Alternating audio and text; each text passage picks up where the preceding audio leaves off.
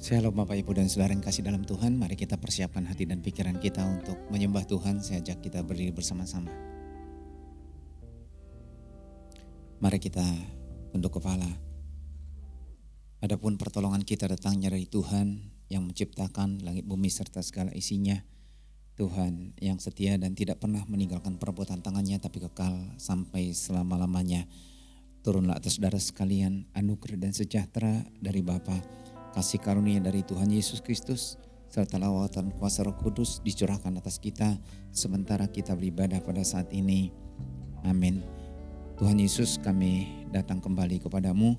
Kami bersyukur karena kasih setia Tuhan yang senantiasa boleh nyata dalam kehidupan kami hari demi hari. Engkau yang menjadi pertolongan sempurna atas kami. Tatkala kami lemah, Tuhan menguatkan kami. Ketika kami sakit, Tuhan menyembuhkan kami.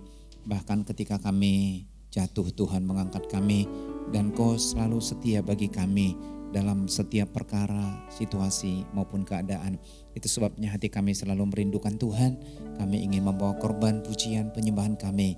Kami mohon Tuhan yang melawat kami. Urapi anak-anak-Mu, hamba-hamba-Mu yang ambil bagian dalam pelayanan, bahkan lawat setiap jemaat, sehingga setiap kami boleh merasakan kebangunan rohani. Dan biar kiranya kuasa Tuhan nyata bekerja di tengah-tengah kami pada kesempatan ini, dan kami boleh merasakan kehadiran Tuhan nyata. Kami serahkan ibadah ini ke dalam tangan-Mu. Di dalam nama Tuhan Yesus kami berdoa. Amin. Silakan duduk Bapak Ibu dan Saudara kasih dalam Tuhan. Shalom jemaat yang terkasih di dalam nama Tuhan Yesus. Puji syukur kita dapat berkumpul kembali di tempat ini. Semuanya karena kebaikan Tuhan dan karena anugerah Tuhan. Kita akan mempersiapkan hati kita akan membawa hati kita dan segala penyembahan kita. Sebab mengikut Tuhan Yesus adalah kesukaan bagi kami. Biarlah Tuhan yang melawat setiap hati kami, Tuhan Yesus. Ya, Tuhan Yesus.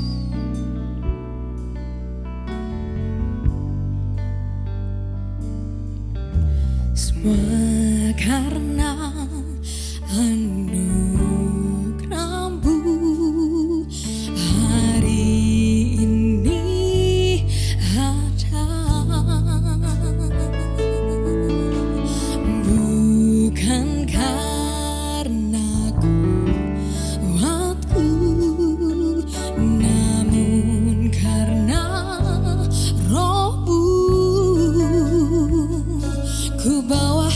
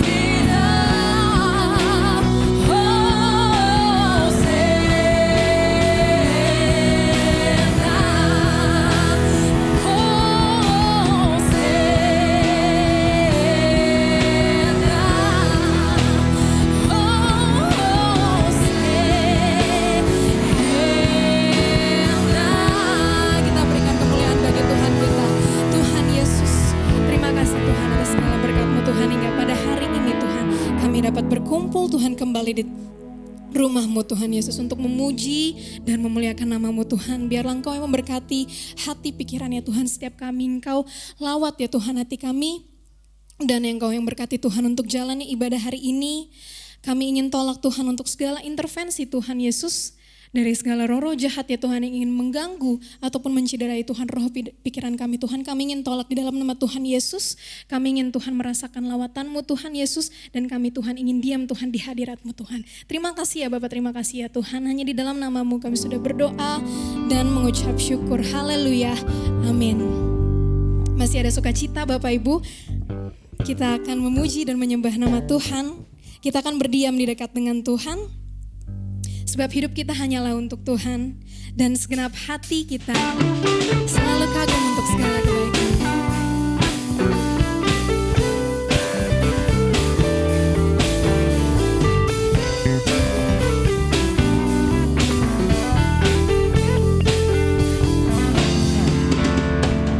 Hajarku berdiam dekat di hati-Mu. Di saat ku berpaling, temukan cinta-Mu. Di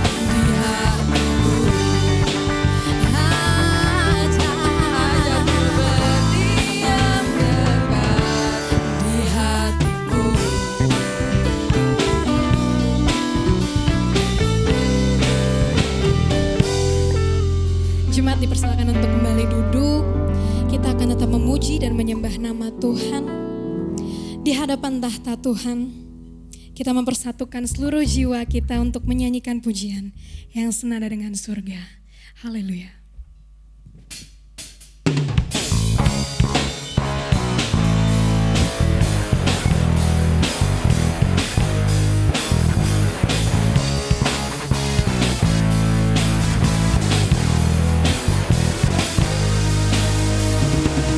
Tuhan, Engkau hadir, kuasanya mengalir, melawat setiap hati kami.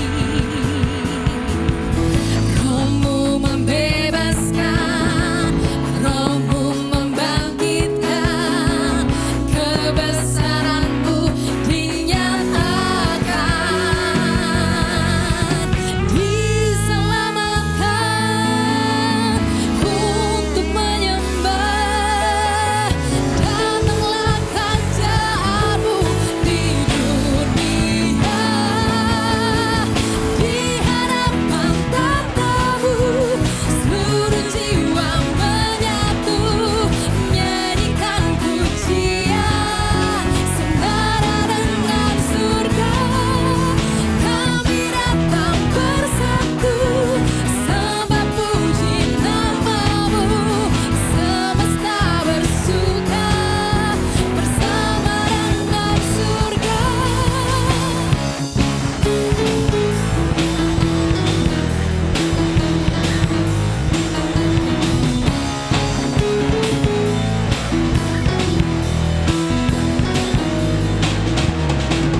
Tuhan, Engkau hadir, kuasanya mengalir, melawat setiap hati kami. Roh-Mu membebaskan, Roh-Mu membangkitkan, kebesaran-Mu dinyatakan,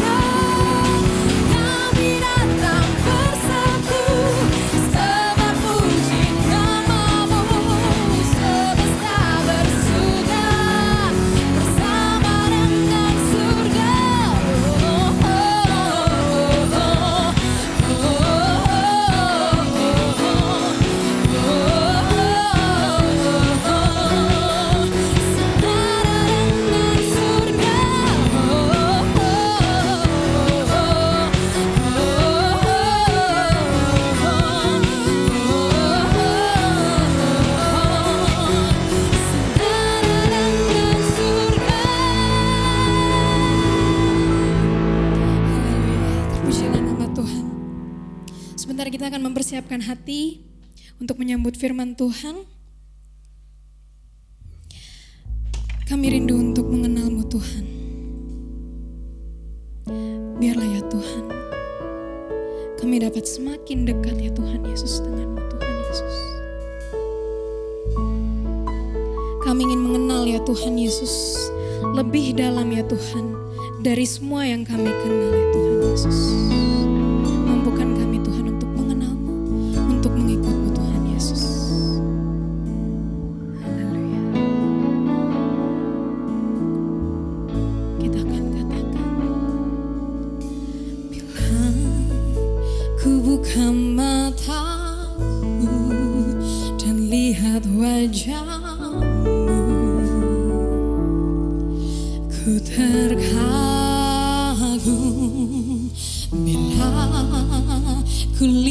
hidupku dan karya tanganmu.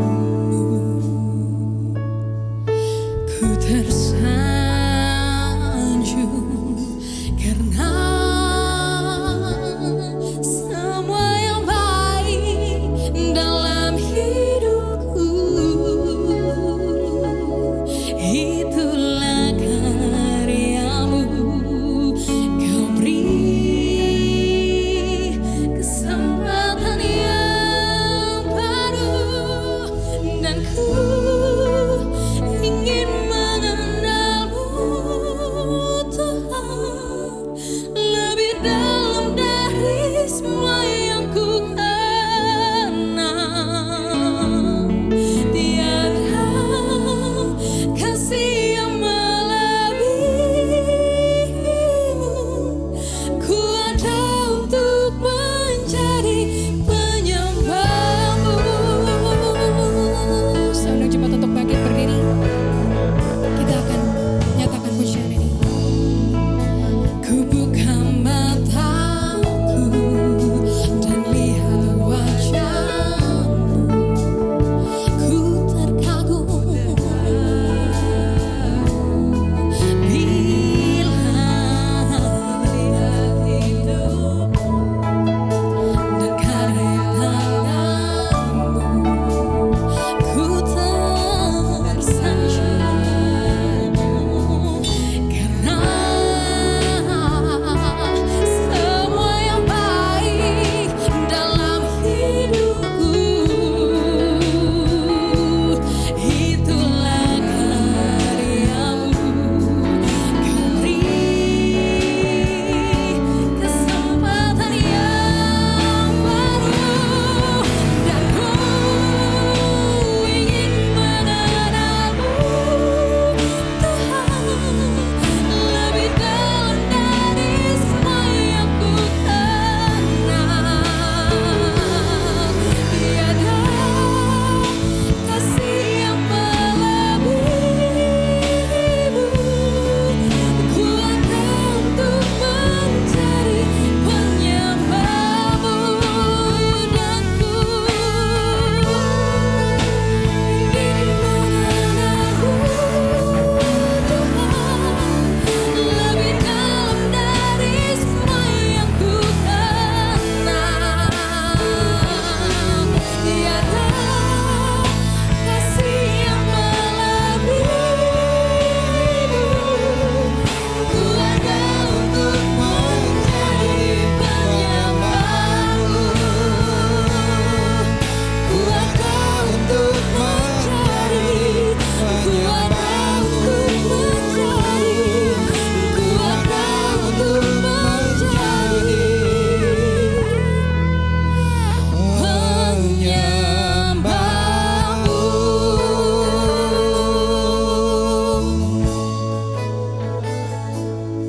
Ini kerinduan kami Tuhan. Kami rindu mengenal Engkau lebih dalam lagi dan lebih dalam lagi. Sehingga kami memiliki dasar yang kuat, pemahaman yang cukup dan iman yang teguh.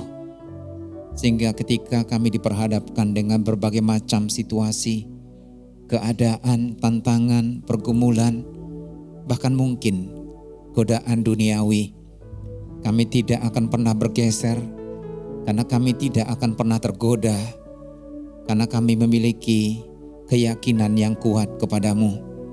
Karena itu Engkau yang akan terus membimbing kami, sehingga kami terus berjalan dengan hati yang rindu untuk mencari wajah-Mu dan kebenaran-Mu. Kini saatnya kami akan merenungkan firman-Mu. Mari Tuhan, Kau berbicara kepada kami. Urapi hamba-Mu pakai bibir mulutnya, bahkan urapi setiap jemaat yang mendengarkan. Di dalam nama Tuhan Yesus kami berdoa. Amin. Silakan duduk Bapak Ibu dan Saudara yang kasih dalam Tuhan. Mari kita bersama-sama membuka Alkitab kita. Pembacaan kita pada saat ini saya ambil dari Matius pasal yang keempat. Matius pasal yang keempat, ayat 18 sampai dengan ayat yang ke-22. Matius pasal yang keempat, ayat 18 sampai dengan yang ke-22. Judul dari perikop ini adalah Yesus memanggil murid-murid yang pertama. Ayat 18, saya baca ayat 18, Bapak Ibu akan baca ayat 19, kita baca secara bergantian. Dan ketika Yesus sedang berjalan menyusur danau Galilea, ia melihat dua orang bersaudara, yaitu Simon yang disebut Petrus dan Andreas saudaranya. Mereka sedang menebarkan jala di danau sebab mereka penjala ikan.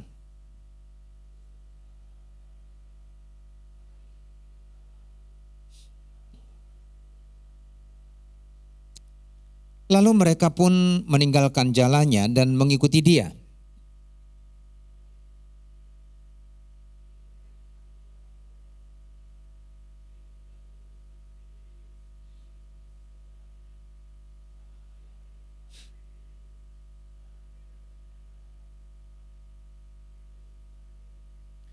Dan mereka segera meninggalkan perahu serta ayahnya, lalu mengikuti dia. Sebelum kita lebih jauh mendalami kebenaran firman Tuhan ini, saya mau mengajak kita sejenak bertanya pada diri kita sendiri, atau barangkali membuat satu keyakinan ataupun komitmen yang baru dari pemahaman kita.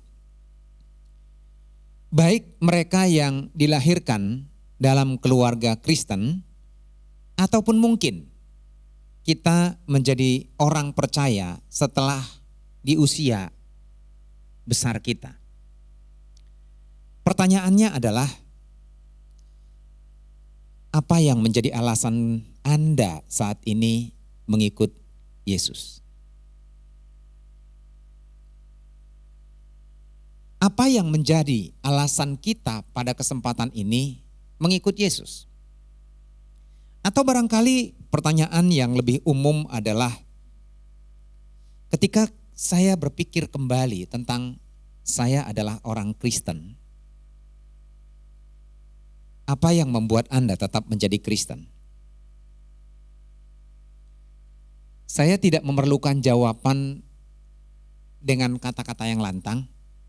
Tetapi saya sangat berharap Bapak Ibu betul-betul menjawab pertanyaan ini dari hati dan menjadi dasar untuk kita melangkah selanjutnya dalam perjalanan iman kita.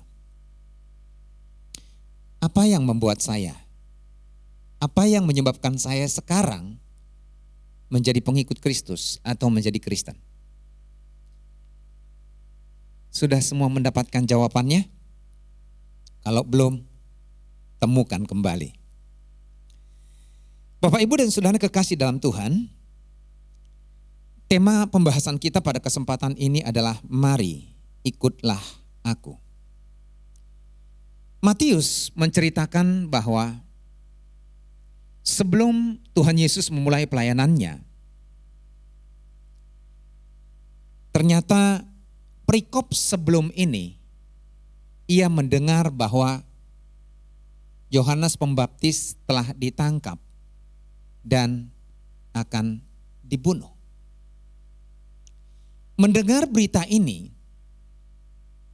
lalu kemudian Tuhan Yesus menyingkir, artinya menghindari, pergi dari lokasi peristiwa tersebut, karena memang pada waktu Yohanes ditangkap, dia sedang berada di Yerusalem, tetapi kemudian dia pergi meninggalkan kota metropolitan tersebut yang menjadi pusat kota, menjadi pusat peradaban, menjadi pusat pemerintahan, menjadi pusat agama, lalu dia pergi ke daerah Galilea dan tinggal di kota Kapernaum. Apakah kemudian apa yang dilakukan oleh Tuhan Yesus pada saat itu karena dia mengalami ketakutan? Tentu tidak. Karena dia tahu persis bahwa waktunya belum tiba untuk mati. Karena dia adalah Tuhan, dia maha kuasa, dia maha tahu, maka seluruh rangkaian proses penyelamatan umat manusia yang akan dikerjakannya ada dalam urutan-urutan yang sudah ditetapkan oleh Bapa, sehingga dia menyingkir ke Galilea bukan disebabkan oleh karena kecemasan ataupun ketakutan karena dia akan ditangkap dan mengalami kematian, tapi memang karena belum tiba waktunya. Dan di daerah Galilea, Galilea ini pada zaman itu adalah salah satu dari 2 provinsi di Israel. Yang pertama adalah provinsi Yudea, mencakup Yerusalem dan sekitarnya. Kemudian provinsi Galilea mencakup Nazaret, kota Kana, Tiberias dan lain sebagainya. Dan kota itu disebut dengan kota Kapernaum. Dan sampai sekarang pun kota itu masih ada walau bangunannya sudah habis. Dan hanya ada 3 bangunan yang tersisa sampai sekarang. Yang pertama adalah bekas rumah ibu mertua Petrus yang dibangun menjadi gereja. Yang kedua adalah sinagog yang sudah menjadi reruntuhan. Tinggal tembok-tembok di sekelilingnya tapi tidak ada atap dan tidak ada lantai. Itu adalah tempat menjadi pusat agama Yahudi di Kapernaum pada waktu itu. Dan kemudian bangunan ketiga adalah tempat para biarawan berkumpul di tempat itu. Lalu kenapa kok itu menjadi tempat pelayanan Tuhan Yesus? Dia juga mengadakan mujizat pada waktu itu di situ. Tapi kenapa saat ini kota itu seolah-olah menjadi kota mati? Karena kota ini merupakan salah satu dari kota yang pernah dikutuk oleh Tuhan Yesus. Dari 3 kota yang dikutuknya. Kota mana saja?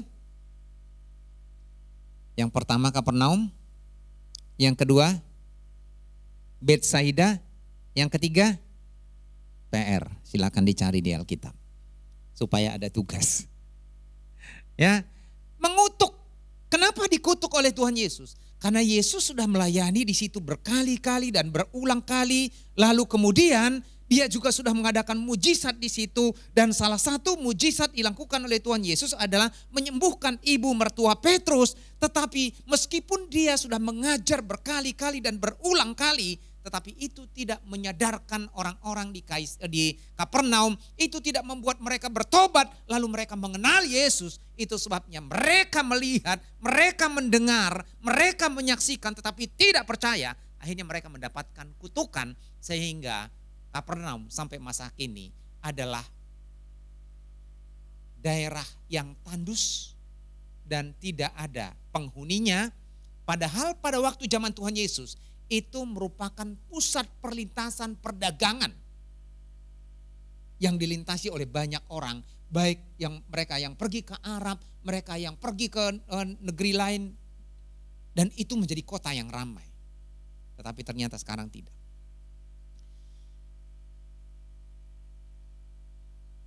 Dan ternyata apa yang dilakukan oleh Tuhan Yesus itu merupakan penggenapan dari nubuat Nabi Yesaya dalam pasal 9 ayat 1. Kita lari sejenak Bapak Ibu. Yesaya pasal 9 ayat 1. Yesaya pasal 9 ayat 1. Saya akan bacakan.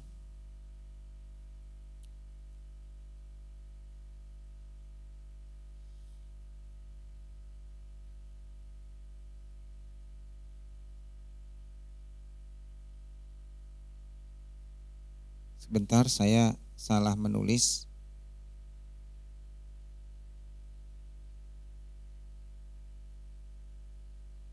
Saya lupa pas kata-katanya di ayat berapa persis. Tetapi itu dikutip dalam Matius pasal yang keempat. Matius pasal yang keempat ayat 14 sampai 16. Saya akan bacakan. Supaya genaplah. Jadi mulai 12. Tetapi waktu Yesus mendengar bahwa Yohanes telah ditangkap, menyingkirlah ia ke Galilea.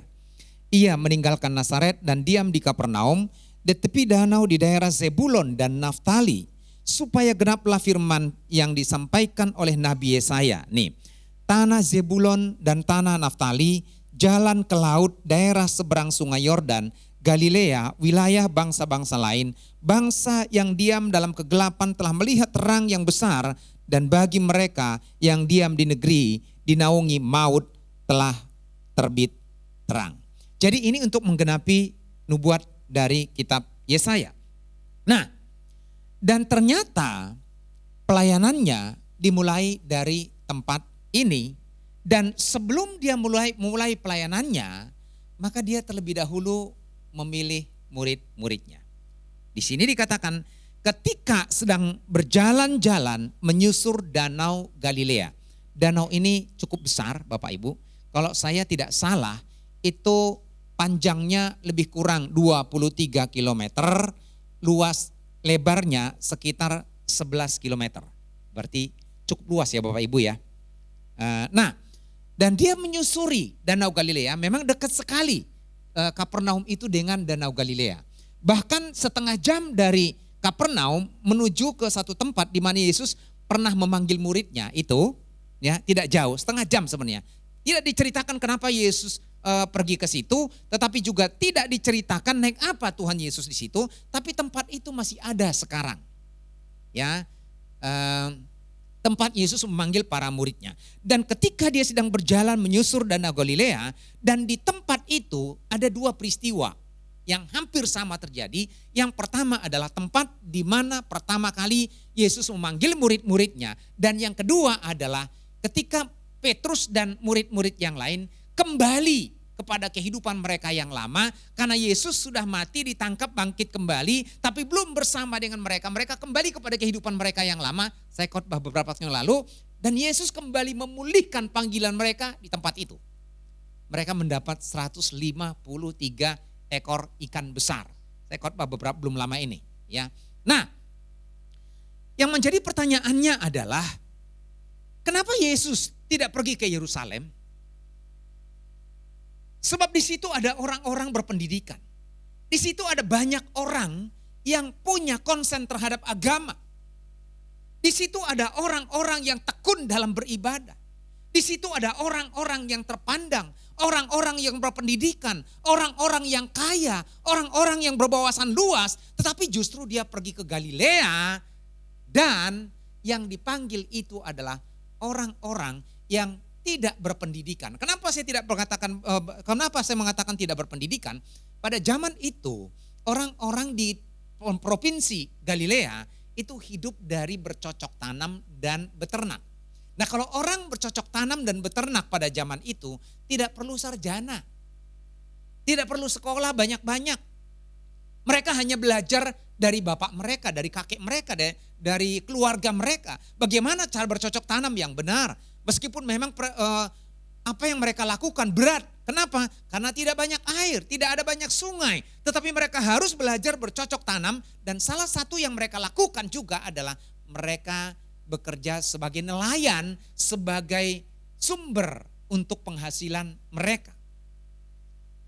Dan tidak perlu orang-orang yang berpendidikan. Nah, di sini kita paham bahwa sesungguhnya orang yang hendak dipakai oleh Tuhan tidak harus orang yang berpendidikan, tidak harus orang yang hebat, tidak harus orang yang berwawasan yang luas, walaupun itu dibutuhkan. Karena kita tahu Paulus juga adalah orang yang berpendidikan, orang yang agamis, orang yang punya wawasan luas. Dia adalah seorang Farisi, dan dia mengerti kitab Taurat. Jadi Tuhan mampu memakai siapapun yang mau dipanggil dan melayani Tuhan tanpa terkecuali, yang bahkan yang bodoh, yang tidak berpendidikan atau yang kaya, semua bisa dipakai. Tetapi yang dimaksudkan Tuhan Yesus di sini adalah sebelum dia memulai pelayanannya, dia sudah membuat rencana untuk mempersiapkan orang lain, para murid yang akhirnya berproses dan akan mendelegasikan tugas tersebut, sebab dia membutuhkan orang. Loh, bukankah dia Tuhan? Bukankah dia maha kuasa? Apakah dia tidak sanggup untuk melakukan itu sendiri? Dia sanggup, dia mampu, dia bahkan bisa mempertobatkan semua orang. Tetapi dia membutuhkan manusia berinteraksi, merefleksikan kasih, merefleksikan keselamatan itu sendiri. Dan dia membutuhkan tangan-tangan orang-orang yang akan dipercaya untuk memegang tanggung jawab dalam kehidupan mereka. Termasuk kita. Dalam proses pemanggilan terhadap para murid, saya mau mengajak kita merenungkan lebih dalam, khusus lebih spesifik dalam ayat yang ke-19 sampai dengan ayat yang ke-20. Saya mengajak kita lihat sejenak lagi. Yesus berkata kepada mereka, "Mari, ikutlah aku dan kamu akan kujadikan penjala manusia." Penjala manusia saya tidak perlu bahas lagi karena 2 minggu lalu sudah dibahas ya. Nah, terus kemudian lalu mereka pun segera meninggalkan jalannya dan mengikuti dia. Nah, di sini dikatakan mari ikutlah aku. Ada 3 kata yang perlu kita perhatikan di sini. Yang pertama adalah menunjukkan mari.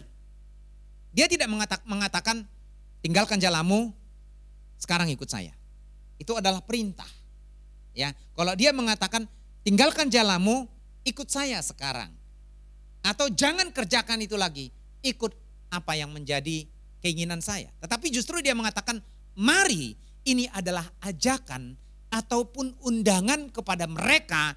Mengapa dia mengajak mereka? Bukankah dia punya otoritas? Bukankah dia punya hak dan kuasa untuk memaksa mereka? Tapi justru Yesus menempatkan mereka, memperlakukan mereka sebagai manusia yang berhak untuk berpikir, memutuskan dan memiliki kehendak bebas ataupun free will, bukan seperti robot yang bisa diatur sedemikian rupa.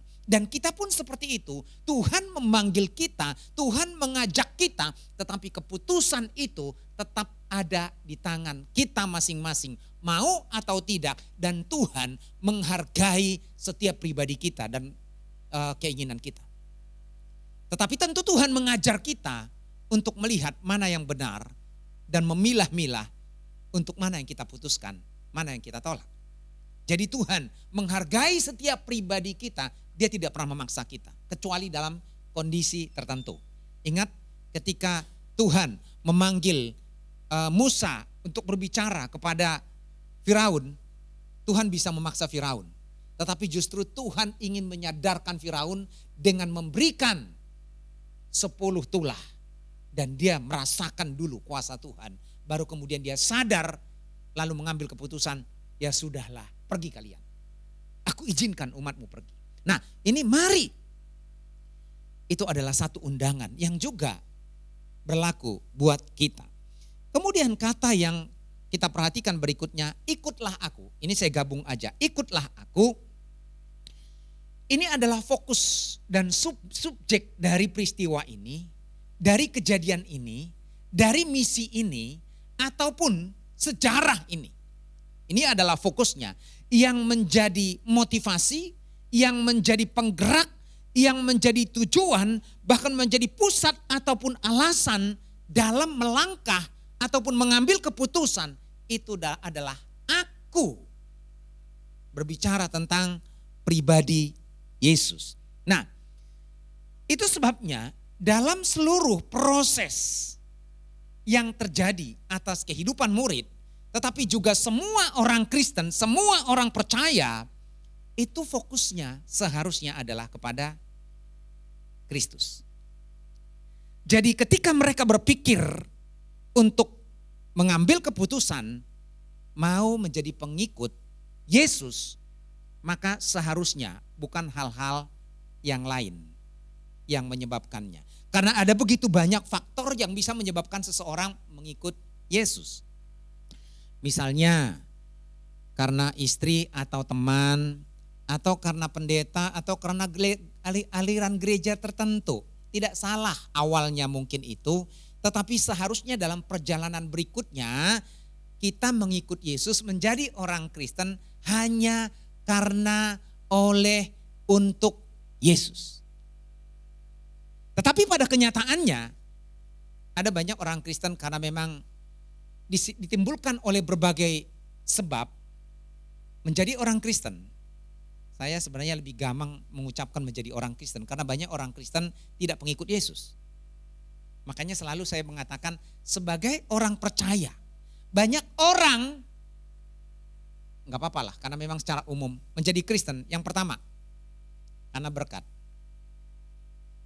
Ya, Mereka berpikir bahwa dengan mengikut Yesus, apalagi Tuhan Maha Kuasa, berorientasi ketika Yesus masih tinggal di dalam dunia ini, lalu kemudian dia melakukan berbagai macam mujizat. Dia memberikan mereka makan dari 5 roti dan 2 ikan. Dia menyembuhkan orang sakit, yang lumpuh bisa berjalan, yang buta bisa melihat, bahkan yang mati pun bisa dibangkitkan. Dia bahkan bisa mengubah apapun juga sesuai dengan keinginannya. Dan sifat kemahakuasaan Tuhan ini dipegang. Bahkan apalagi ada ayat Alkitab mengatakan, apapun juga yang kamu minta dalam namaku, maka kamu akan menerimanya. Aku minta Tuhan A, aku minta Tuhan B, aku minta Tuhan C, aku akan menerimanya sebagaimana janjimu. Karena engkau juga berkata bahwa kami adalah anak-anakmu, aku adalah anak raja. Kalau anak raja punya fasilitas yang mewah, punya istana, punya uang banyak, punya harta, punya kekayaan, jadi saya mau menjadi anak raja. Makanya sangat bangga banget ya. Aku anak raja, engkau anak raja, tanpa memperhatikan konteksnya. Seharusnya kita berbicara tentang konteks. Ya, banyak orang pengikut Yesus pada waktu itu. Di mana sebenarnya yang datang 10.000 orang, yang datang 5.000 orang, di mana Yesus berada selalu berbondong-bondong banyak orang. Tetapi di mana mereka? Sampai sekarang itu minim sekali orang Yahudi, orang Israel menjadi Kristen. Saya hanya mengenal di Israel satu orang saja yang Kristen. Mengenal. Banyak guide, mereka paham betul menjelaskan semua peristiwa kehidupan Tuhan Yesus. Mereka hafal di luar kepala, tapi mereka bukan menjadi pengikut Yesus. Itu pun yang saya kenal itu, saya mungkin pernah cerita di sini. Jadi dia dengan keluarganya itu dibesarkan di Amerika. Tetapi karena dia keturunan Yahudi yang benar-benar Yudaisme, orang tuanya berkata begini, dunia yang kita tempati sekarang ini adalah sangat liberal dan akan menjauhkan kita dari kehidupan kita yang dekat dengan Tuhan. Jadi supaya kita tidak hanyut dengan kondisi ini, maka kita harus kembali ke Israel. Mereka kembali ke Israel supaya mereka hidup seperti Yahudi beneran. Tapi dalam perjalanannya, dia kesaksian. Ini kenapa saya tahu persis, dia kesaksian. Dia hidup di sana, lalu kemudian, tapi karena dia jadi guide, sering bawa orang menjelaskan tentang pribadi Yesus. Dia berkata, satu kali benar-benar itu menjadi pengalaman hidup saya, dan saya menerima Yesus sebagai Tuhan dan Juru Selamat pribadi. Lalu di mana ribuan yang lain tidak berdampak? Karena mereka menjadi pengikut Yesus hanya karena mujizat, hanya karena roti, hanya karena ikan, hanya karena makanan dan janji-janji duniawi. Ataupun mungkin mereka hanya ikut-ikutan. Di mana Yesus berada, di situ juga mereka akan berada. Karena ada makanan, ada pesta, ada artis. Artisnya siapa? Pada waktu itu masih lumayan artisnya, Yesus. Iya kan? Loh, artis melebihi artis loh, kenapa? Luar biasa, selalu ditonton orang, lebih daripada artis. Siapapun datang, punya masalah apapun mereka datang. Yang kaya, yang miskin, yang punya hati buruk dan punya hati baik, mereka datang. Tetapi dari sini kita melihat, mari ikutlah aku. Ini adalah Allah yang menjelma menjadi manusia, yang datang ke dalam dunia untuk menyelamatkan manusia, mati di atas kayu salib, dikuburkan, bangkit kembali pada hari ketiga, kemudian naik ke surga. Itu adalah berita Injil. Fokus dari Injil itu adalah Yesus Kristus sendiri, Sang Tuhan dan Juru Selamat. Itu sebabnya ketika kita beribadah hadir di gereja, seharusnya yang menjadi fokus dan tujuan kita adalah Yesus. Ketika kita ambil bagian dalam pelayanan, seharusnya fokus pelayanan kita adalah Yesus. Ketika kita mengasihi, seharusnya fokus kasih kita adalah Yesus. Ketika kita memberikan persembahan, perpuluhan, yang menjadi fokus kita memberi adalah Yesus. Bahkan apapun yang kita lakukan, fokus kita harusnya Yesus. Bukan masalah kita, bukan perkara-perkara duniawi. Intinya adalah Yesus. Nah, untuk mempertegas hal ini, Rasul Paulus berkata dalam Filipi pasal 3 ayat 8. Dia berkata begini. Malahan segala sesuatu kuanggap rugi karena pengenalan akan Kristus Yesus Tuhanku lebih mulia daripada semuanya. Apa itu semuanya? Masa lalunya yang hebat, terpandang, berpendidikan, orang kaya, tokoh agama, pemimpin agama. Itu kuanggap tidak ada artinya dan kuanggap sampah. Itu artinya Yesus lebih penting, lebih berharga, lebih berguna dari apapun juga dalam hidup ini. Itu konsep yang dibangun oleh Rasul Paulus. Bahkan sebelum itu dalam Filipi, kalau tadi itu dalam pasal 3 ayat 8. Filipi 1 ayat 21-24 dikatakan, karena bagiku hidup adalah Kristus. Kalau aku mati, itu juga untuk Kristus. Tapi kalau aku pun hidup, itu aku persembahkan untuk Kristus.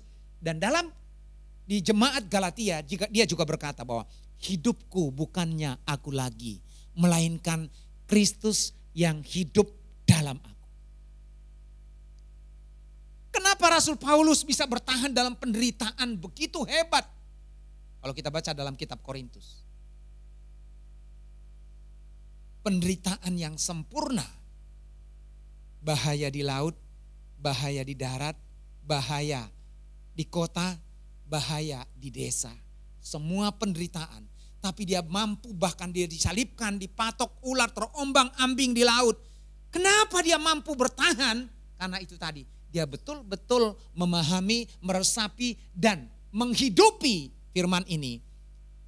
Ikutlah aku, ikutlah Yesus, mengikut Yesus. Siapa yang Anda ikuti saat ini? Kenapa Anda masih bisa bertahan? Kenapa kita menjadi orang Kristen harus benar-benar tetap kita ingat. Sehingga kita bisa betul-betul mampu berjalan sesuai dengan yang Tuhan kehendaki. Nah, dalam hal ini kita belajar bahwa apapun yang kita lakukan, baik dalam pelayanan, dalam ibadah kita, dalam segala sesuatu, dasarnya adalah karena kita mau mengikut Yesus.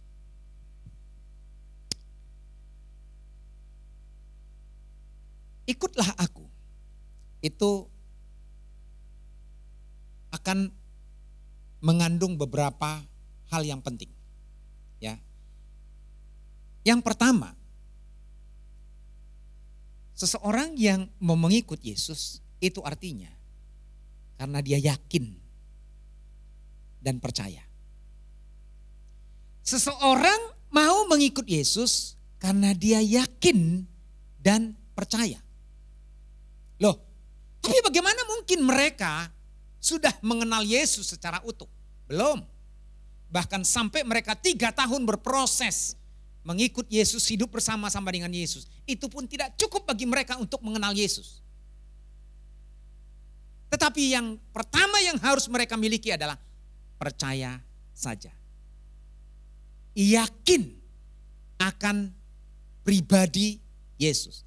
Dan itu sebabnya ada belum banyak hal yang dilakukan oleh Tuhan Yesus. Belum banyak hal yang dilakukan oleh Tuhan Yesus. Kalau kita memperhatikan dalam Injil Matius, sebelum peristiwa ini terjadi, pertama Yesus dibaptis oleh Yohanes Pembaptis. Setelah itu kemudian Yesus pergi ke bukit pencobaan, dia dicobai oleh iblis. Tapi dia menang, lalu kemudian Yohanes Pembaptis ditangkap, lalu menyingkir ke Galilea. Lalu kemudian dia mempersiapkan pelayanannya. Dan ini kejadiannya belum banyak mujizat. Hanya ada satu peristiwa dalam ayat 23 pasal 4 kemudian. Jadi setelah murid-murid pertama baru kemudian ada mujizat. Di sini dikatakan Yesus mengajar dan menyembuhkan banyak orang. Di dalamnya ada berbagai macam yang menderita berbagai penyakit dan sengsara, kerasukan, yang sakit, ayan dan lumpuh. Yesus menyembuhkan mereka. Jadi belum ada mujizat, belum ada banyak hal yang terjadi. Justru ketika mereka dipanggil, mereka betul-betul belum mengenal Yesus secara pribadi. Dan pengenalan itu kemudian harus melalui satu proses. Ini yang kedua. Yang pertama adalah percaya dulu. Kalau enggak dimulai dari percaya, enggak mungkin. Bisa dibayangkan kalau kita misalnya pergi bepergian diajak seseorang tapi kita tidak kenal dia. Bagaimana perasaan kita? Bagaimana hati kita? Gundah enggak? Gundah. Kita tidak kenal dia kok. Tapi dia ngajak kita jalan-jalan. Dia ngajak kita untuk mengikut dia, bareng dengan dia. Itu sesuatu yang tidak jelas. Itu mungkin bisa membuat kita menjadi galau dan kacau. Tetapi ketika mereka mengatakan mereka ikut, itu artinya mereka harus siap menjalani proses melalui didikan dan bimbingan. Mereka siap menjalani proses melalui didikan dan bimbingan. Ya, siap untuk belajar. Nah, kalau kita melihat di sini dalam pembacaan kita tadi dikatakan, mari ikutlah aku. Setelah itu dikatakan, kamu akan kujadikan. Kata kujadikan ini adalah proses. Ya, dia tidak mengatakan, mari ikutlah aku, kamu penjala manusia. Enggak, tetapi kamu akan kujadikan. Kujadikan. Ini saya persiapan khotbah ini Bapak Ibu untuk menjadi satu materi khotbah. Maka saya seminggu mempersiapkannya Bapak Ibu. Sehingga menjadi lembaran ini. Saya khotbah selalu saya persiapkan jauh-jauh hari sebelumnya.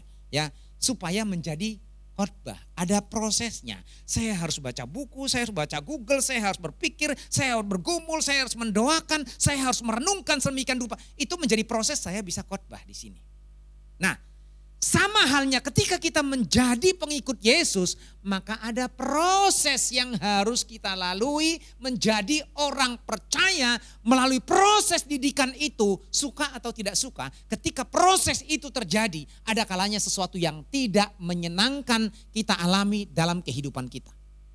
Ada ketidakpuasan, karena kita sedang diproses. Dan proses itu biasanya tidak membohongi hasil. Kadang-kadang Bapak Ibu kalau kita ngebuka media sosial, kita seringkali memperhatikan proses pembuatan makanan. Ya. Contoh misalnya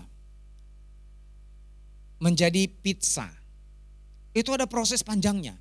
Ada satu negara, saya lihat negara ini negara besar tapi joroknya enggak ketulungan. Saya pernah melihat dalam satu video cara membuat Coca-Cola secara manual. Itu Bapak Ibu, wah jorok banget. Ada lagi yang bikin mie, itunya diinjak-injak Bapak Ibu. Tepungnya. Diinjak-injak sedemikian sampai mikir saya, makan mie mengerikan ya. Mie ayam gitu yang dijual abang-abang kayak gitu kan. Di pabrik aja kadang-kadang sudah berkarat, saya ngelihat sedemikian rupa. Ini mie diinjek-injek. Lalu saya nonton Bapak Ibu, satu video, ada orang bule bikin video di Jogja. Ada di situ mie legend, mie Jawa legend. Gak tahu pernah nonton gak Bapak Ibu. Dan itu Bapak Ibu, para karyawannya semuanya, kebanyakan gak pakai baju. Keringatnya Bapak Ibu, saya bisa ngebayangin mereka dan yang ngegeret untuk ngolah tepungnya itu kerbau Bapak Ibu. Diputerin.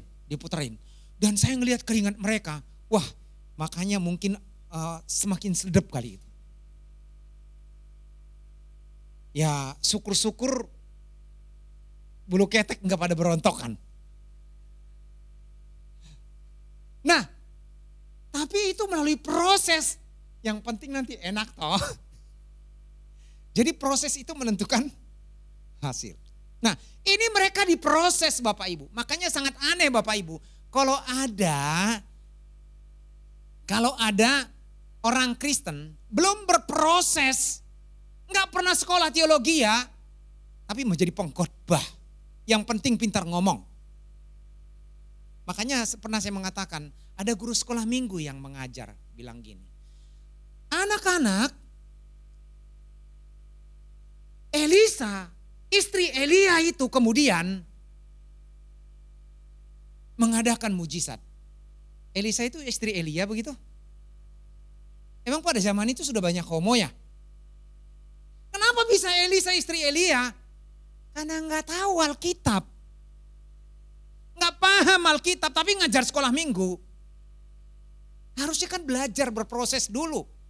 Ya pernah saya cerita di gereja besar Bapak Ibu, pengalaman saya di situ. Saya datang kebaktian di situ.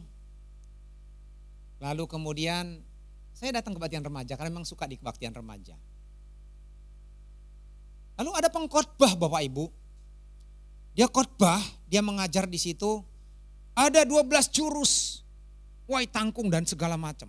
Dan yang menggelitik saya adalah dia bilang, kita diselamatkan itu bukan hanya cukup percaya dan beriman.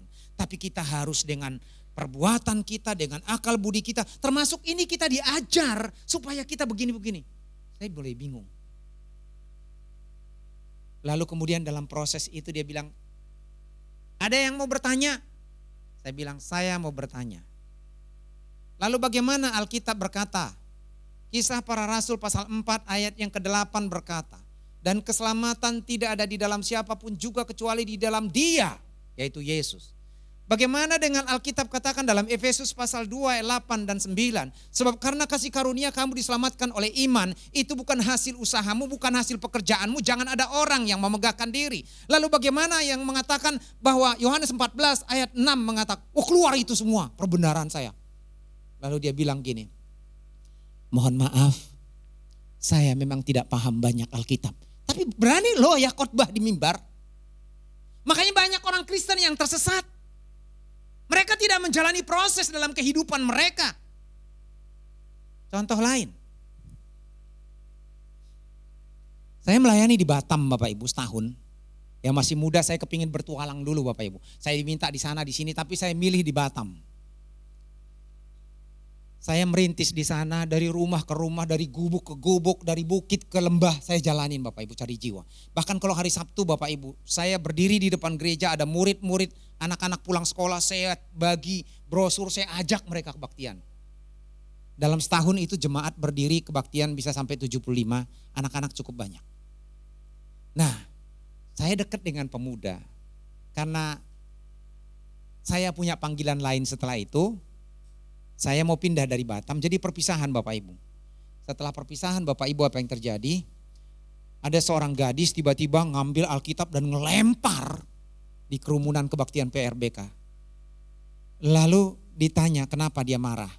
Karena saya pindah. Ironis gak Bapak Ibu? Ini ironis Bapak Ibu. Berarti ini mempertuhankan manusia. Banyak orang yang sudah tidak ikut Tuhan, bahkan mencelok sana mencelok sini karena kecewa kepada seseorang. Kecewa kepada diri sendiri. Bagaimana proses yang kita hadapi? Apakah kita sudah berproses secara benar? Makanya selalu berkata katekisasi, ikut permata, ikut komsel. Supaya proses itu bisa berlangsung dengan baik, kita punya pondasi yang kuat. Bagaimana mungkin para murid bisa menjadi saksi-saksi Kristus, memegang satu tanggung jawab. Bagaimana mereka menjadi pemberita-pemberita Injil. Kalau mereka tidak dipersiapkan dan mereka dipersiapkan 3 tahun. Bapak Ibu, sekarang jadi sarjana 3,5 tahun sampai 5 tahun lah. Kalau lebih dari 5 tahun, itu sudah mahasiswa abadi. Tinggal di DO aja. Nah, itu SKS-nya kan sekarang minimal 144 tambah skripsi. Saya pernah hitung Bapak Ibu dengan dosen saya. Para murid ini itu lulus dengan profesor itu. Karena 3 tahun, 24 jam bersama dengan Tuhan Yesus. Ini adalah kuliah kehidupan dan pendidikan intensif. Intensif Bapak Ibu. 3 tahun bersama dengan Tuhan Yesus, mereka harus mendengarkan pengajaran Yesus. Mereka harus melihat kehidupan Yesus. Mereka harus memperhatikan semua aktivitas Tuhan Yesus. Tetapi ternyata mereka belum lulus. Betul ya Bapak Ibu ya? Setelah 3 tahun lulus gak mereka? Enggak. Kacau, berantakan. Ketika Yesus ditangkap, habis semua, sirna. Karena mereka ternyata mereka hanya ikut-ikutan pada waktu itu. Mereka tidak melibatkan hati dan pikiran mereka. Mereka tidak berorientasi kepada Yesus. Mereka tidak fokus kepada Yesus, tapi mujizat, jabatan, hidup dalam dunia ini dan segala macam. Seharusnya kita menjadi orang percaya, kita melewati proses. Makanya kalau ada yang mau dibaptis enggak dikatekisasi, rugi. Tapi jangan pikir, lama banget ya. Mulai hari Sabtu ada katekisasi, yang mau belajar silakan. Walaupun sudah dibaptis, belum pernah ikut katekisasi, ikut. Saya masih ingat tuh Andri itu. Dia udah dibaptis loh, tapi dia ikut katekisasi. Wah luar biasa. Jevon itu juga.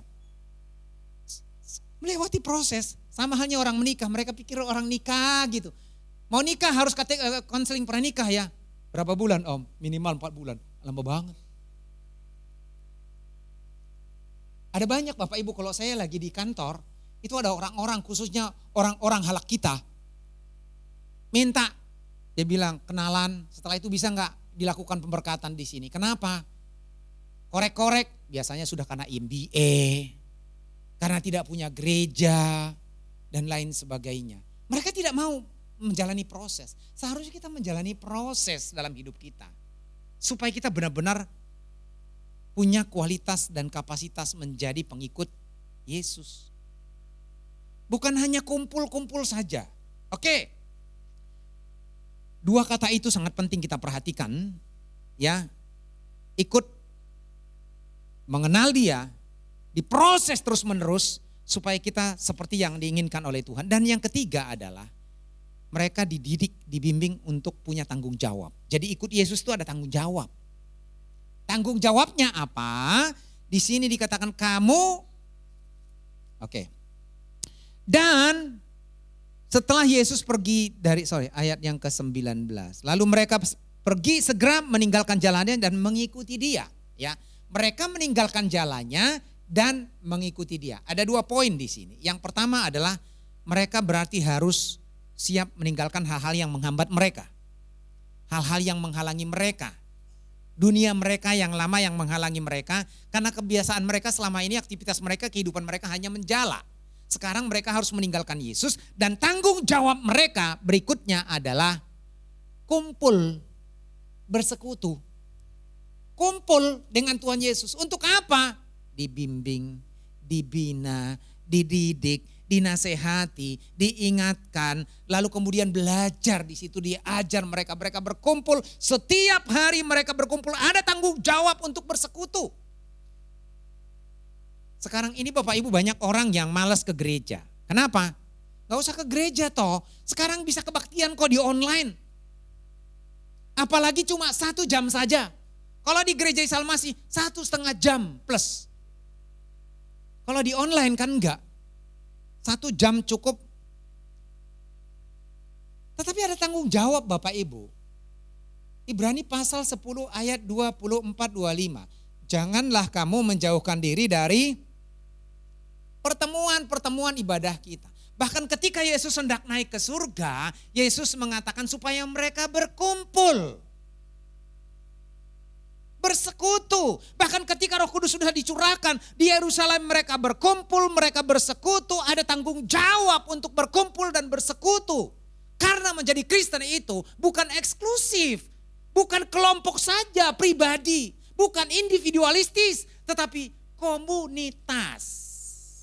Gereja itu adalah persekutuan orang-orang yang dipanggil keluar dari dosa menjadi milik kepunyaan Allah. Jadi ada tanggung jawab untuk berkumpul, untuk bersekutu, untuk belajar, untuk melayani. Ada tanggung jawab. Mari ikutlah aku. Ketika kita mau ikut Dia, ada tanggung jawab yang melekat dalam diri kita. Bukan hanya ikut saja begitu nonton. Nah, ini menjadi pelajaran penting bagi kita. Dan mereka menyaksikan secara langsung apa yang dilakukan oleh Tuhan Yesus, apa yang dikerjakan oleh Tuhan Yesus. Oke. Lalu kita melihat Bapak Ibu, pada waktu Tuhan Yesus mengatakan, mari ikutlah aku. Kita lihat di sini, ada beberapa hal. Sebenarnya di Komsel minggu lalu, di Permata, saya siapkan materi ini tapi karena saya sakit, lalu saya suruh Adi yang bawain. Nah, di situ saya menyinggung, di sini dikatakan mereka segera pergi, nggak nunggu dulu, ya, segera pergi karena tidak ada alasan untuk mereka berkata, biarkan dulu kami Tuhan, pulang dulu ke rumah ngambil baju, biarkan dulu kami Tuhan, saya masih belum menikah dan lain sebagainya. Kan begitu banyak orang seperti itu. Om belum om gitu kan, belum waktunya om.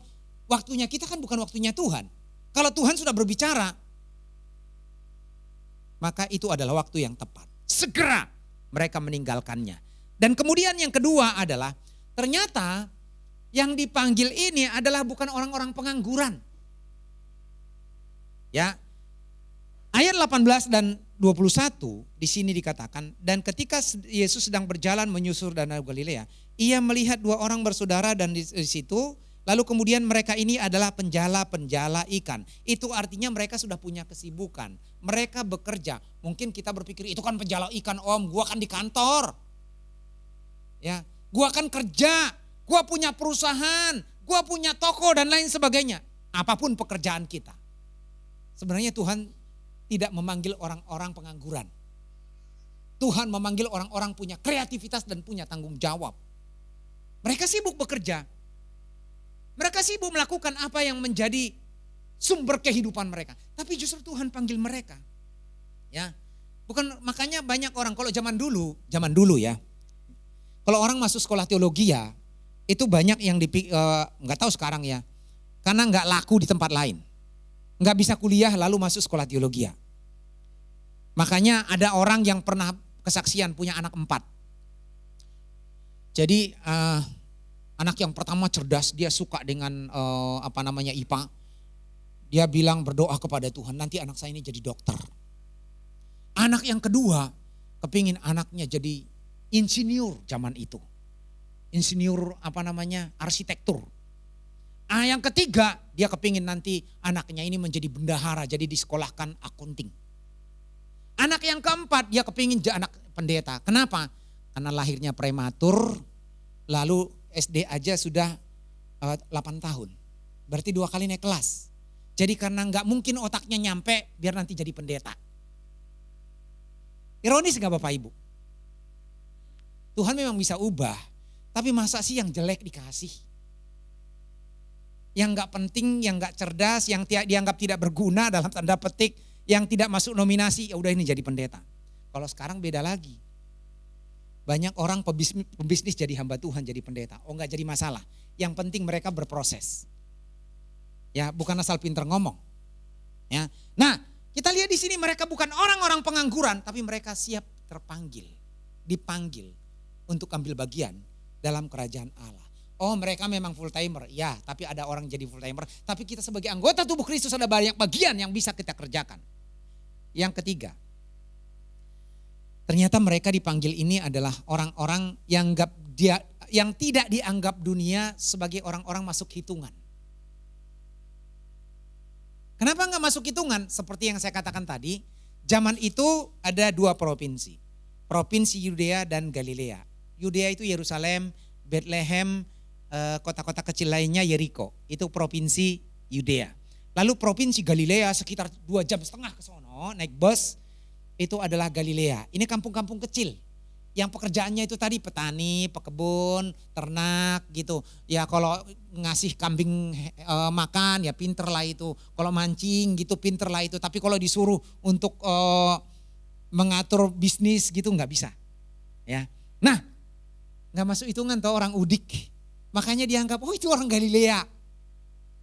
Ya, itu orang kampung desok gitu, katrok. Ya, jadi dianggap katrok, dia nggak masuk hitungan, tapi justru dipilih Tuhan. Loh, apakah cuma orang katrok yang dipanggil Tuhan? Enggak juga, Petrus, Lukas itu dokter loh. Penulis Injil Lukas itu dokter. Ada cara lain.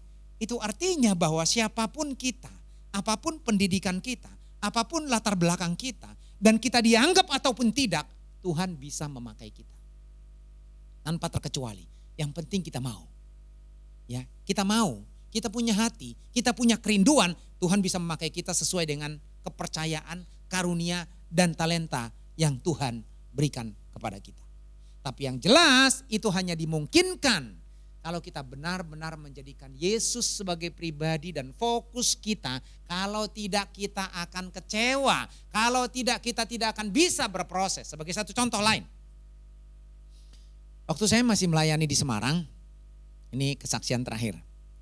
Saya pernah ceritakan ini juga, tetapi saya pikir penting. Saya melayani di Gereja Isa Al-Masih Dr. Cipto. Jadi jam 12 jam 8 saya biasanya melayani di remaja di daerah Kota Lama di Johar.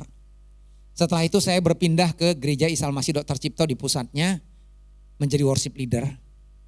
Setelah itu saya naik angkot ke daerah Kedung Mundu yang ada daerah pemakaman di sana merintis.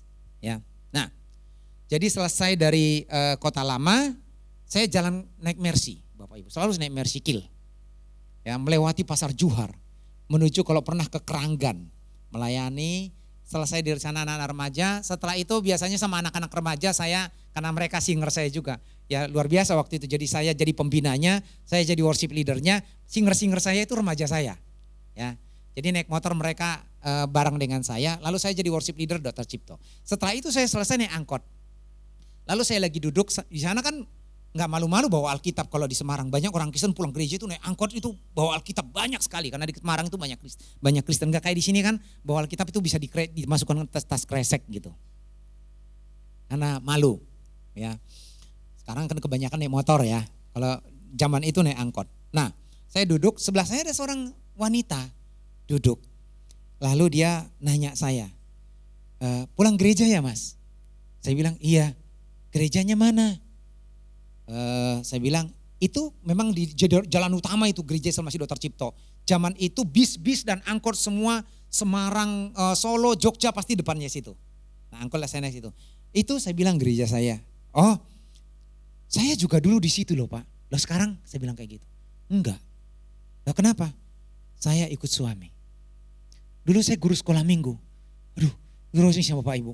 Dulu guru sekolah minggu beribadah di situ, sekarang pakai ini. Ironis enggak? Kenapa seperti itu? Tidak melewati proses yang benar. Ada banyak seperti itu. Mereka tidak mampu bertahan sama seperti Yudas. Meskipun sudah Tuhan Yesus bersama dengan dia 3 tahun, tapi akhirnya juga binasa dan terhilang. Supaya kita tidak binasa dan terhilang. Supaya kita menjadi bagian dari proyek karya Allah di tengah-tengah dunia ini. Mari kita pahami, ikutlah aku kata Tuhan Yesus. Dan kita ikut berproses karena kita percaya kepada dia. Dan kita sanggup dipakai oleh Tuhan karena Tuhan berkuasa asal kita mau. Mari kita berdoa. Tuhan, kami duduk dan berdiri di tempat ini. Mungkin kami masuk dalam komunitas ini oleh karena orang tua kami. Ataupun mungkin karena teman, keluarga, atau siapapun itu Tuhan. Tetapi harapan dan kerinduan kami tidak berhenti sampai di situ. Tapi kami ada di sini oleh karena kami percaya. Dan kami diproses menjadi murid-murid Tuhan yang dipersiapkan untuk memegang tanggung jawab. Karena kami telah diselamatkan. Kami mengalami keselamatan itu dan kami dipersiapkan untuk melakukan tanggung jawab yang Tuhan berikan kepada kami. Mungkin selama ini kami menganggap ini sebagai satu hal yang biasa dan sepele Tuhan. Tetapi justru itu membuat iman kami tidak bertumbuh dan kami tidak memiliki pondasi yang kuat sehingga kami mudah terombang-ambing. Tolong kami Tuhan, supaya kami benar-benar menjalani proses dalam pembentukan iman kami dan karakter kami di hadapan Tuhan. Dan kami menjadi bagian dalam rancangan Allah menyelamatkan dunia ini. Terima kasih Tuhan. Dalam nama Tuhan Yesus kami berdoa. Amin. Saya persilakan untuk pelayan perjamuan kudus maju ke depan.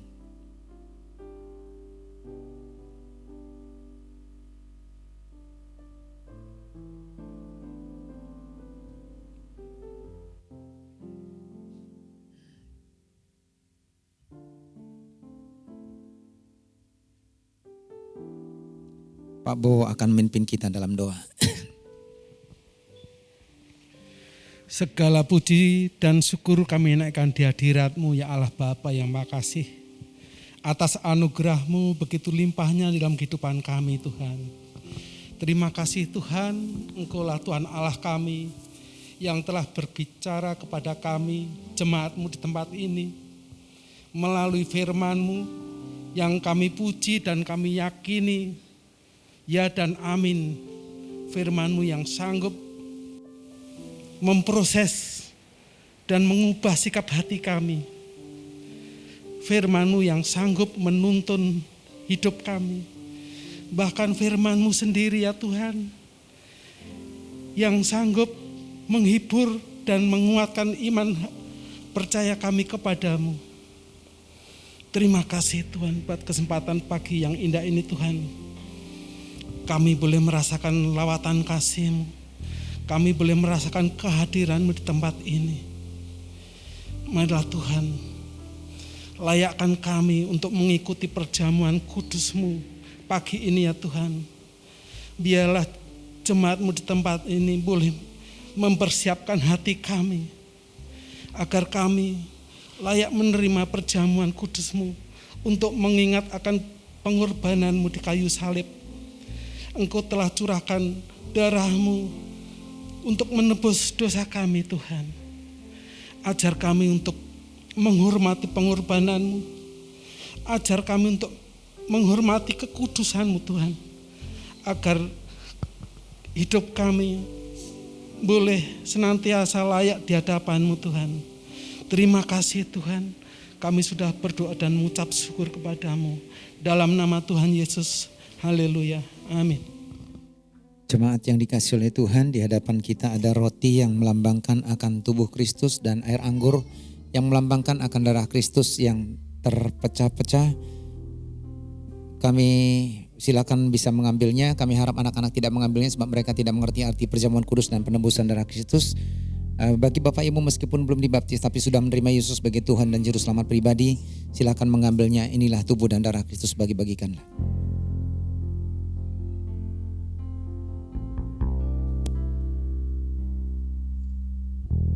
Kita akan nyanyikan pujian Kekuatan di Jiwaku.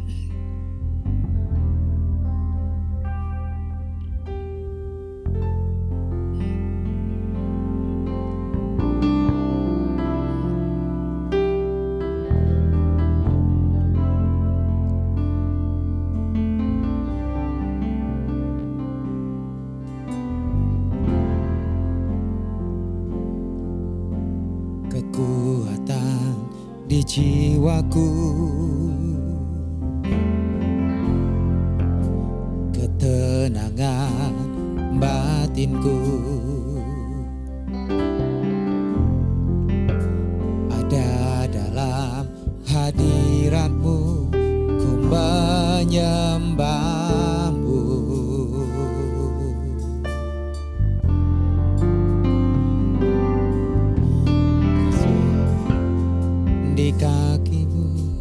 Di kaki-Mu, rasakan hadirat-Mu, akan ku melepaskan-Mu, Kau cahaya bagiku.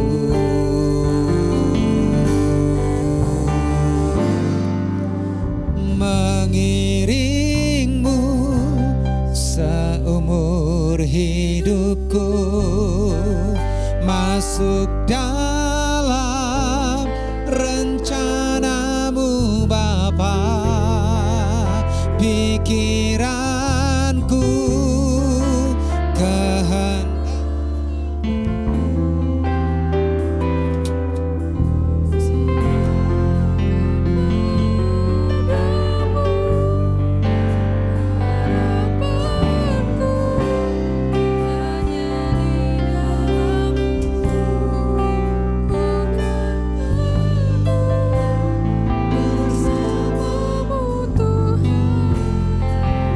jadikanku bejana-Mu untuk kemuliaan-Mu. Mengiring-Mu seumur hidup. Mari kita berdiri bersama-sama. Masuk dalam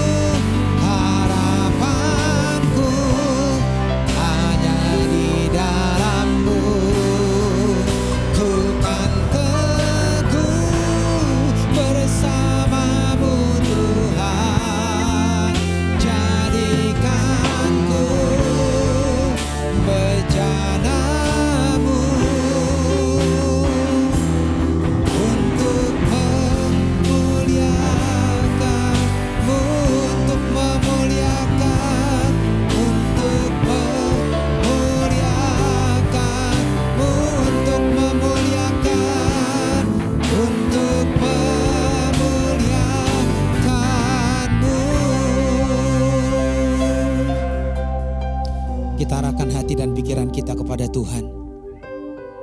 Sebelum kita menerima tubuh dan darah Tuhan, sebaiknya kita introspeksi diri sejenak. Jangan sampai perjamuan kudus ini mendatangkan kutuk atas kehidupan kita. Oleh karena kita tidak layak karena dosa yang kita lakukan. Firman Tuhan berkata, jadi barang siapa dengan cara yang tidak layak makan roti atau minum cawan Tuhan, ia berdosa terhadap tubuh dan darah Tuhan. Karena itu hendaklah tiap-tiap orang menguji dirinya sendiri, dan baru sesudah itu ia makan roti dan minum dari cawan itu.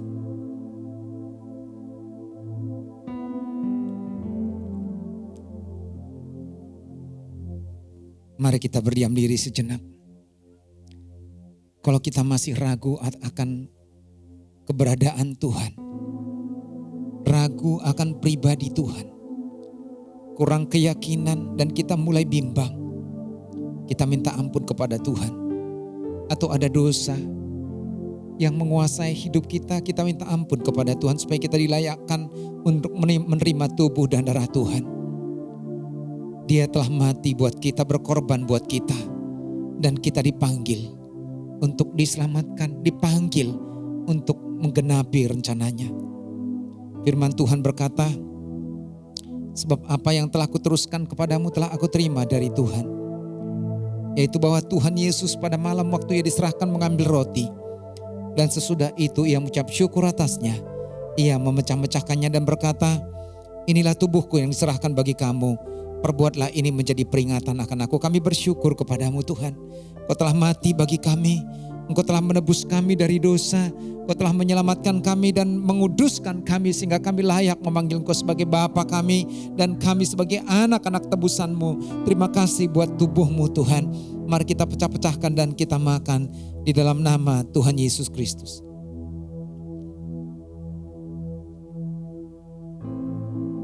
Kita pindahkan cawan di tangan kanan kita. Cawan ini adalah cawan perjanjian baru yang dimeteraikan oleh Tuhan bagi kita. Berisi anggur sebagai lambang darah Tuhan yang tertumpah untuk membayar dosa-dosa kita. Dia telah menanggung hukuman yang seharusnya kita tanggung. Karena dia telah menghapus dosa-dosa kita. Demikian juga ia mengambil cawan sesudah makan lalu berkata, cawan ini adalah perjanjian baru yang dimeteraikan oleh darahku. Perbuatlah ini setiap kali kamu minumnya menjadi peringatan akan aku. Terima kasih Tuhan. Kau mengingatkan kami kembali akan pengorbananmu di atas kayu salib. Darahmu tertumpah. Darah yang mahal. Yang menyucikan kami dan menguduskan kami. Terima kasih Tuhan buat pengorbanan. Terima kasih buat kasih-Mu. Terima kasih buat pengampunan-Mu. Mari kita minum bersama-sama dalam nama Tuhan Yesus Kristus.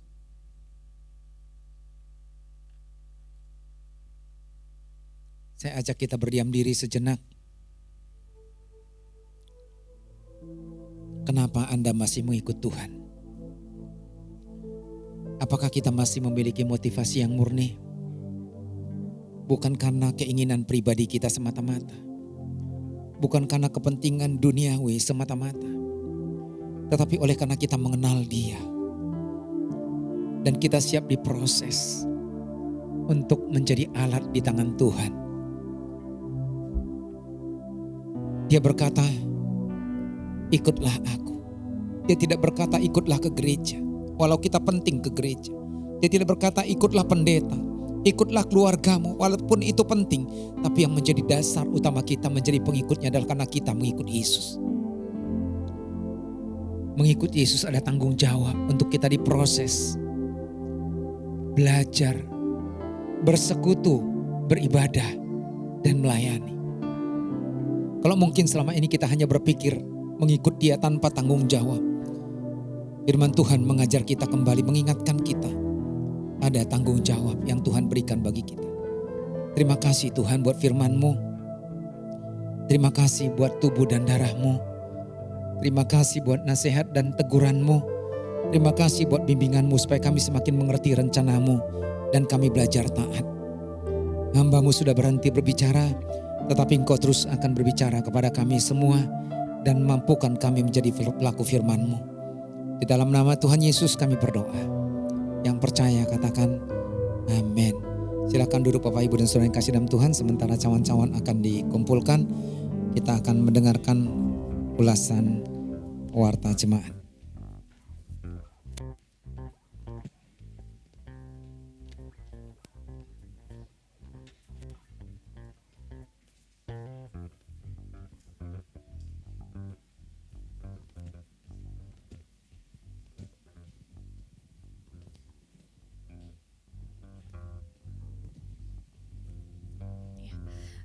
Puji Tuhan, firman yang sangat memberkati. Sebelum kita memasuki rangkaian pengumuman dari kami ingin menginformasikan bahwa untuk tanggal 8 Juni akan dimulai kegiatan katekisasi bagi jemaat yang sudah mendaftarkan diri. Bisa datang dan mengikuti kegiatan tersebut di hari Sabtu pada pukul 3 sore. Sebelumnya, apakah ada dari Bapak Ibu di sini yang baru pertama kali hadir? Ya, puji Tuhan, jemaat yang setia. Di minggu ini untuk yang berulang tahun adalah Saudari Amadea dan juga Bapak Feli. Oh, ada satu lagi Saudari Chloe. Ya, kami segenap jemaat mengucapkan selamat hari ulang tahun. Berhubung memang jemaatnya ada di sini, kita akan menyanyikan Selamat Hari Jadi.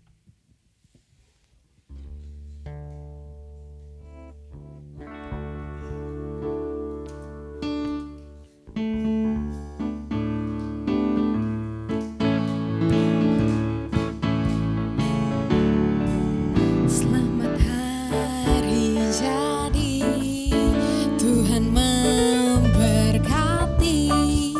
Selamat hari jadinya, Tuhan memberkati. Selamat hari jadi, Tuhan memberkati. Selamat hari jadinya, Tuhan memberkati. Selamat ulang tahun, kiranya Tuhan memberkati dan memberikan panjang umur, berkat untuk kekasih kami yang berulang tahun. Selanjutnya kita akan memberikan yang terbaik untuk Tuhan. Saya undang pelayan dan petugas untuk maju ke depan.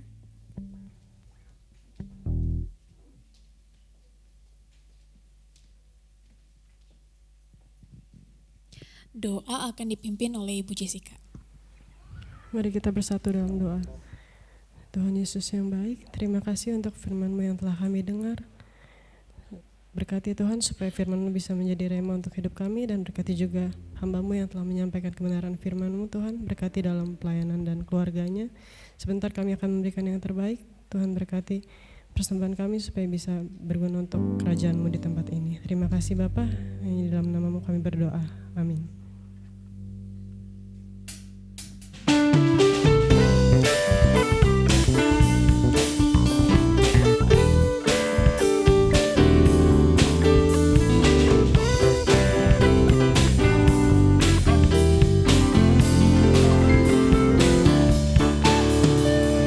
Ajarku berdiam dekat di hati-Mu.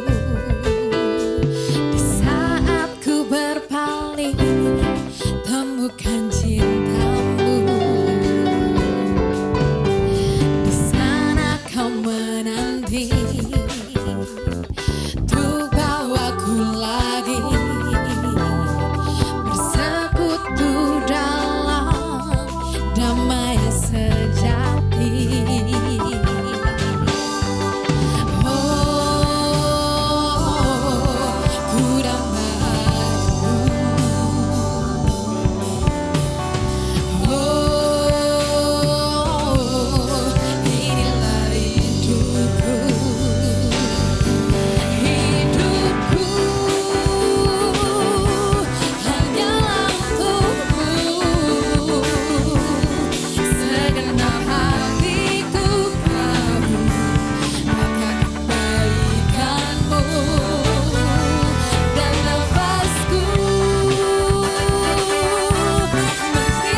menceritakan kasih-Mu, ajarku berdiam dekat di hati-Mu. Saya undang jemaat untuk bangkit berdiri.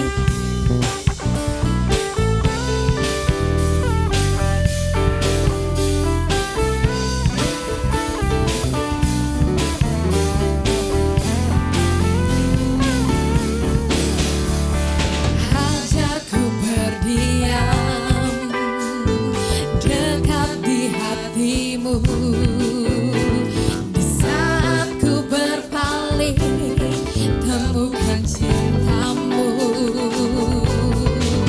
di sana Kau menanti untuk bawaku lagi bersekutu dalam damai yang sejati.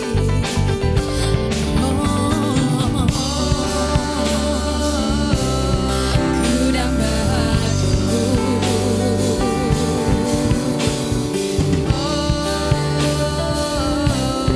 inilah hidupku, hidupku hanyalah untukmu, segenap hatiku akan kebaikan-Mu dan nafasku, menceritakan kasih-Mu,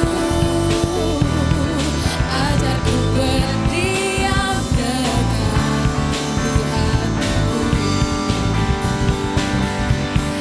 hidupku hanyalah untukmu, segenap hatiku kagum akan kebaikan-Mu dan nafasku, menceritakan kasih-Mu, ajarku berdiam dekat di hati-Mu, ajarku berdiam dekat di hati-Mu, ajarku berdiam dekat di hati-Mu. Kami percaya Tuhan bahwa Tuhan punya rancangan dalam kehidupan kami, dan Tuhan akan terus menuntun kami dan membimbing kami dalam setiap jalan kami, sehingga rancangan Tuhan itu akan semakin nyata dan kami dapat menggenapi firman Tuhan dalam kehidupan kami.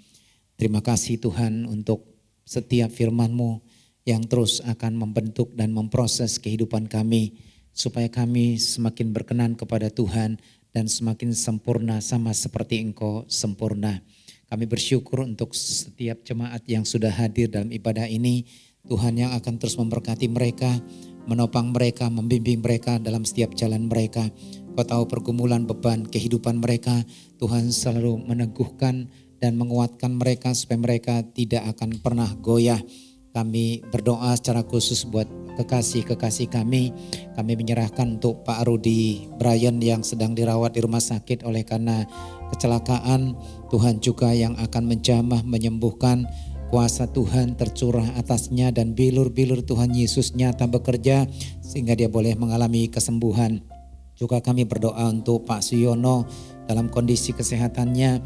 Kami mohon lawatan Tuhan juga tercurah atasnya.